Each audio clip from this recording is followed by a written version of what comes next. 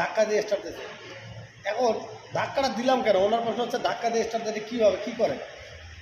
আমার এখানে দুইটা আমরা করছিলাম, ইঞ্জিন এবং ট্রান্সমিশন বা পাওয়ার ট্রেন করছিলাম। ইঞ্জিনের কাজ কি, শুধুমাত্র শক্তি উৎপাদন করা, এটা হচ্ছে ইঞ্জিনের কাজ, এবং অন্যকে চলতে সাহায্য করা। অন্যকে চালায় কার সাহায্যে, পাওয়ার ট্রেনের সাহায্যে, বা আপনার যে ট্রান্সমিশন আছে গিয়ার বক্সের সাহায্যে। এখন যতক্ষণ পর্যন্ত গিয়ার বক্স ইঞ্জিনের সাথে অ্যাডজাস্ট না হবে, কাপলিং না হবে, ততক্ষণ পর্যন্ত ইঞ্জিন শুধু একাই চলবে। তো নর্মাল আরও যদি সহজ করি, নিউট্রাল যখন থাকে, ইঞ্জিন যখন নিউট্রাল থাকে, গিয়ার ইঞ্জিন না, গিয়ার যখন নিউট্রাল থাকে তখন কি ইঞ্জিন বন্ধ থাকে? না, ইঞ্জিন বন্ধ থাকে না। তাহলে দেখেন, অর্থাৎ গিয়ার বক্স লাগানোর অর্থ হচ্ছে আমার গিয়ার যখনই গিয়ারে দিচ্ছি আমার ইঞ্জিনের সাথে চাকার একটা ইঞ্জিন সংযোগ হয়ে যাচ্ছে, আর নিউট্রাল করা মাত্র আমার বিচ্ছিন্ন হয়ে যাচ্ছে।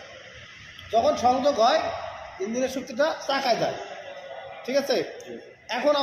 এখন মেইন পয়েন্ট আছে, মেইন পয়েন্ট হচ্ছে আমার বন্ধ অবস্থা ধাক্কা দিয়ে গাড়ি স্টার্ট দেয় কীভাবে।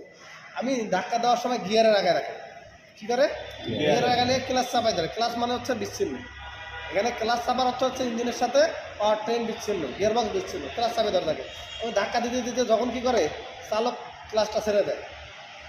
ধাক্কা যখন দেয় চালক ক্লাসটা ছেড়ে দেয়, যখন ছেড়ে দেয়, কারণ আমার ক্লাস ছাড়া মানে গিয়ার বক্স ইঞ্জিনের সাথে কাপলিং হয়ে গেছে, সংযুক্ত হয়ে গেছে। ফলে চাক্কা যখন ঘোরে ইঞ্জিনও ঘোরে, চাক্কা যখন ঘোরে ক্র্যাঙ্কশ্যাফট ঘোরে, আর ক্র্যাঙ্কশ্যাফট ঘুরলে আমার পিস্টন ওঠানামা করে। ফলে ওই ধাক্কাতেও কিন্তু ইঞ্জিন স্টার্ট, ধাক্কা দিয়ে ইঞ্জিন স্টার্ট হয়ে যায়। বুঝতে পারছেন? মানে আমার মেইন উদ্দেশ্য হচ্ছে পিস্টন ওঠানামা করাইতে হবে। যেটা হইতে পারে ধাক্কা দিয়ে হইতে পারে, সেলফের সাহায্যে হইতে পারে, রশি দ্বারা ট্রেনে হইতে পারে, তারপরে হ্যান্ডেল দ্বারা হইতে পারে।